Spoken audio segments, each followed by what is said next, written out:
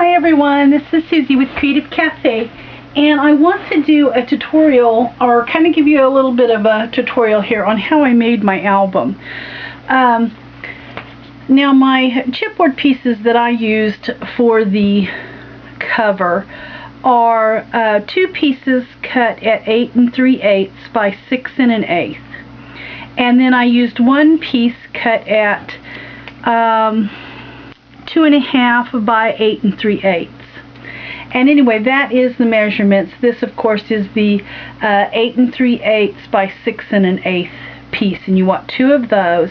And then for the spine is the one piece of chipboard that is 2.5 by 8 3/8. And now my chipboard here is not that size, but I'm just going to kind of give you an example of how I put it together. There are lots of tutorials on bindings. The only thing is I didn't wrap mine. Most of them do take and wrap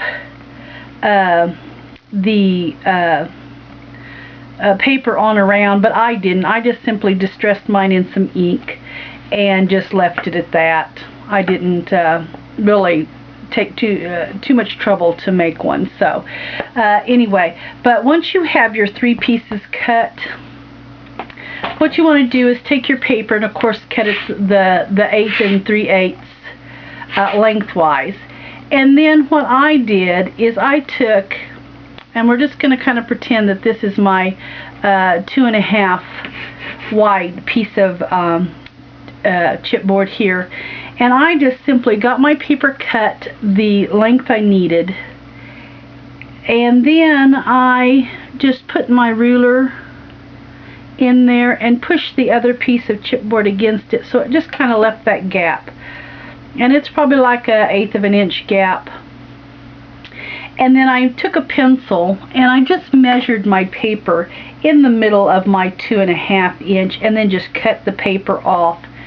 And as you can see it on the, here is where I've pieced it, right here. I pieced, once I cut it off over here on my piece here, then I cut another piece the same length, and I just simply done the other side and then overlapped my piece. And that just, you know, it just looked like that. I did it on the inside and I did it on the outside there. And it's not going to be seen anyway, so it, you know, really didn't matter to me.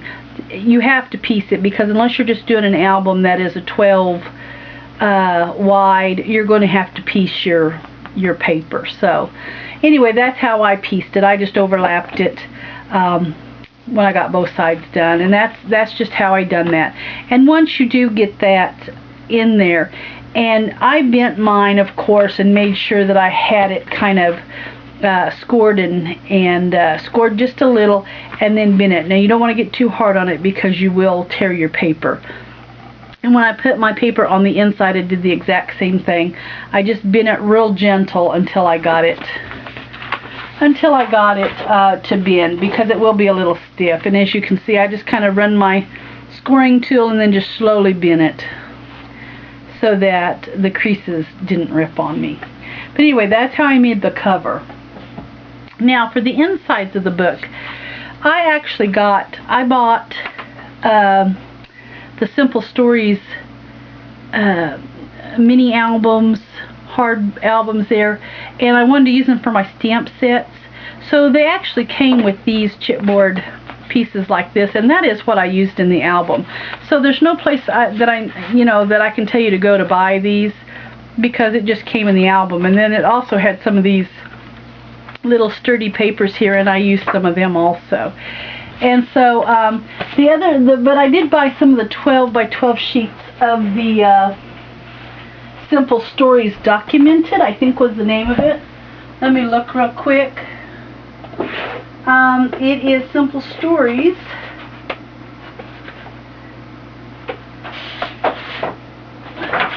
Yes, Documented. That is the name of it. Simple Stories Documented. And I absolutely love the paper. So for my page hinges, and depending on how many pages you want, mine will ended up having 1, 2, 3, 4, I believe 5. 2, 3, 4. 4 inner pages, and then 2 more pages that will be on each end. So you're going to cut your hinges for the 1, 2, 3, 4. For the 4 on the inside, and they need to be 1 1/4 by 8 1/4. And then you can score it at a 1/2 inch, and then flip and turn it on the other end and score it a 1/2 inch. Just so that you have a 1/2 inch on each side and a 1/4 in the middle. That's what you want. So anyway, there is the measurements, 1 1/4 by 8 1/4. And then for the center, where you're actually going to glue this in your binding here, in the right where you've made that binding, it's going to go like that. What you need is you need a 3 1/4 by 8 1/4, and then you're going to score it at a 1/2 inch on each end. And then what I did is, with my pencil and my ruler, I just simply marked it a 1/4 inch each space over. I just started at my score line and went a 1/4 inch, marked it, 1/4 inch, marked it, 1/4 inch, marked it, and did it at the top so my lines were good and even. So I ended up with 1, 2, 3, 4, 5, 6, 7, 8 pencil marks, or 8 lines, and then my score lines. So anyway, that's what you need there. And then the papers were 8 1/4 by 6 is what they were cut at for the insides. And here I've got some together, and I wanted to kind of show you. This is, of course, this is the hinge. And all I have simply done, and I think I've got a tutorial on this that I've done before. But anyway, all you're really doing is you are taking this hinge flap, and I take my sticky strip and I place it on here, and then I take, for the back side of the page, because I don't want this showing, on the back side of the page I will take it, once I have it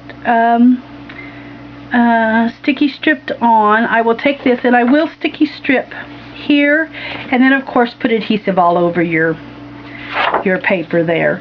And then I just simply, line up my pages so that that is exactly how they're going to hinge. Anyway, that causes your page to turn, just like that. And as you can see here, that's all I've done. This I stuck the chipboard piece on that hinge, and then you put my pattern paper on the chipboard piece. That's the hinge there with the 2 pieces on it. Here's my 1/4 inch middle, and then here's my next hinge that I have simply took pattern paper, put it on one side, took the back side of the page and put pattern paper on it, and it just causes it to hinge. So pretty basic, pretty simple. Anyway, that creates the pages. And actually, here's one that, let's see, I know I've got one here. Here's one that doesn't even have the chipboard, it's just the paper. So it's paper with the hinge in the middle and paper on the back side. So that's how I did it. And then once you have that together and you've got your pages like so, take a 1/4 inch sticky strip and simply place it on the 1/4 inch. And I've done it on all 4 of my inserts here. And then once you have your sticky strip on your inserts, now I'm not going to glue this down, but I'm going to show you how I'm putting this together. I'm taking the one that I actually want as the first, which is going to be this one. And I'm going to peel this sticky strip off, and I'm going to place it in this second, let's see, I think that's the way I'm going. I'm placing it in the second space, the 4th space, the 6th space, and then the 8th space. I want to leave this with nothing. I put my page right in there like that. Leave the next one. Set my next page in there in between the 4th inch lines. Leave the next space blank. Don't put nothing in there. And anyway, that's how I'm doing it. That way I have a 4th inch in between each page. And then these flaps here are going to be hinges too. That's what I have left them for. And I'm going to take my sticky strip and I'm going to attach this on. And then I'm going to take my pattern paper, and once I have that attached on like that, I'm going to take my next page and I'm going to put the hinge in between, and that's going to make, they're going to be completely stuck together, and that's going to be my page that will turn. And then this will set, of course, in that next 4th inch space there. You got a gap in between, and then that will be my next page. And that's how I actually put the album together.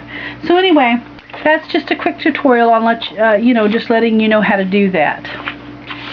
So thanks so much for watching.